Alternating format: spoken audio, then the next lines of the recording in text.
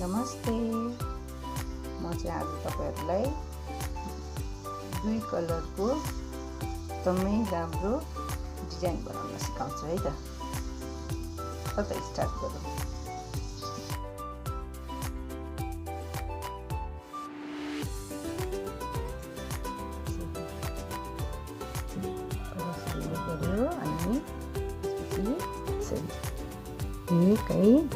अनि त्यसपछि यसरी गरेपछि 3 हुन्छ। फेरि एकचोटि गरेर यसरी नै बुन्ने। यो भयो 5 भयो। फेरि एकचोटि यो यही घरमा बुन्दा यसरी ननिकालिकन यसरी यो 7 भयो साथीहरु। अब यसले हामीले यसरी यसमा बिस्तारै छिराउने। यसरी अर्को उसले छिरौँ अनि त्यसपछि यो बिस्तारै यसरी एकैचोटि यसरी पल्टाइदिउँ। यसरी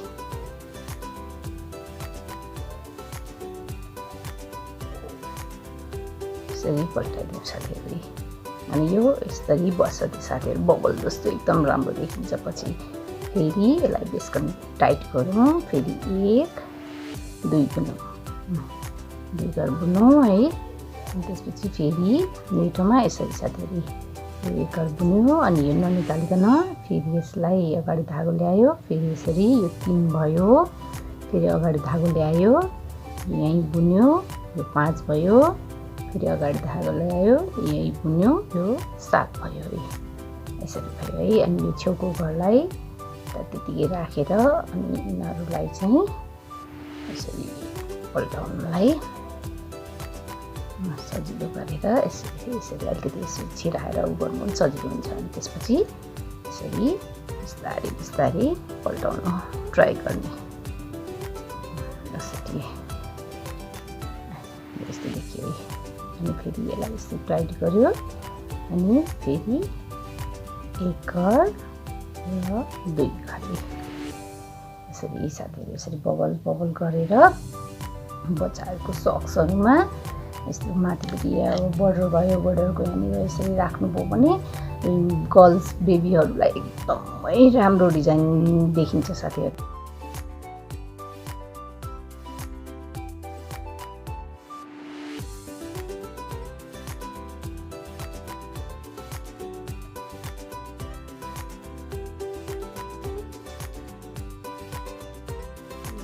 साथीहरु यसलाई हामीले अलिकति टाइट गरेर सिकेपछि यो गर्छौँ हामी।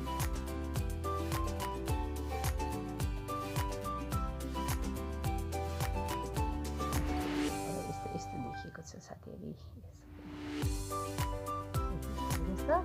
राम्रो देखिएको छ है। यस्तो डल्लो देखियो।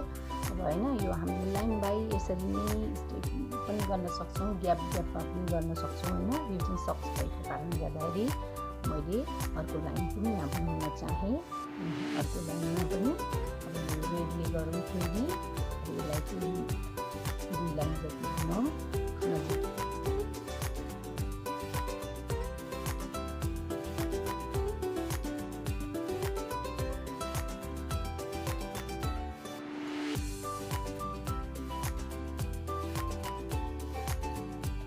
चाहिँ हामीले साथीहरु अब यो चाहिँ हामीले यहाँको अब यसको बीचमा रेड राख्ने छौँ है त। यो दुईटाको बीचमा पर्ने गरेर रेड राख्ने छौँ।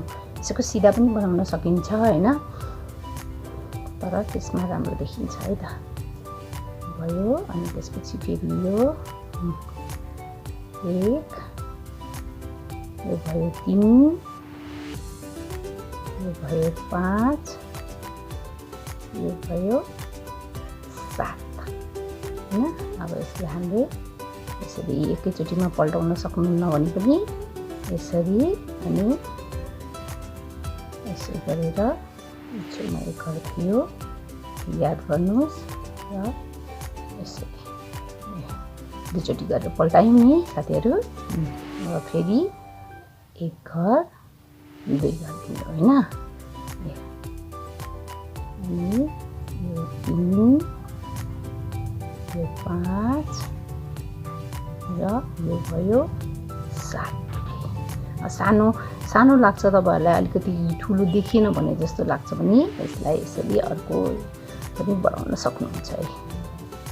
हैन, कुनै मोटो भइरहेको हुन्छ, कुनै अलिकति मसिनो हुन्छ हैन, मसिनोमा त अलिकति सानो देखिन्छ, तपाईँहरूले यसरी बढाउन सक्नुहुन्छ। एकैचोटि पल्टाउन सक्नु भएन भने चाहिँ यसरी स्टेप स्टेप गरेर पनि पल्टाउन सक्नुहुन्छ। लुज भयो भने पनि घर लुज हुन्छ हैन, लुज गर्न मिल्दैन, त्यो भएर यसरी पल्टाउन सक्नुहुन्छ है। फेरि तान्ने 1 2 यसरी नै गर्दै गर्दै जाउँ है त। एकदमै क्युट देखिन्छ साथीहरू, यसरी हेर्नुहोस् साथीहरू है, कति राम्रो देखियो नि यही बबल्सहरू नि त। यसरी नै पुरै टोटल स्वेटर बुन्नुभयो भने पनि एकदमै राम्रो देखिन्छ हैन। अब सक्सहरूमा यति नै लाइन गरेर यसमा सादा बुनेर पनि गर्न सक्नुहुन्छ हैन। पुरै मनपर्छ भने पुरा यहाँसम्म गरेर यहाँबाट पैताला निकाल्नु भए पनि एकदमै राम्रो देखिन्छ है। अब पुरै यसमा अर्को बबल पनि बनाऊ है त, यसरी नै।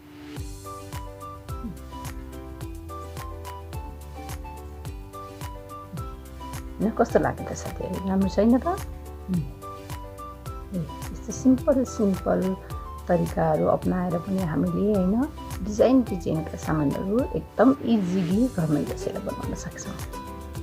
अनि त मार्केटमा गएर महँगो कुराहरू हैन, महँगो सामानहरू किन्न जरुरतै छैन नि हैन र।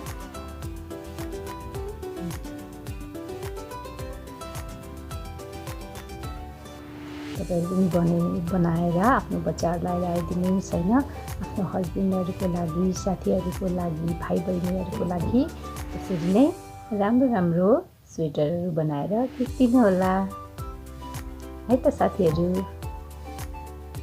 हस् त साथीहरू, बाई बाई।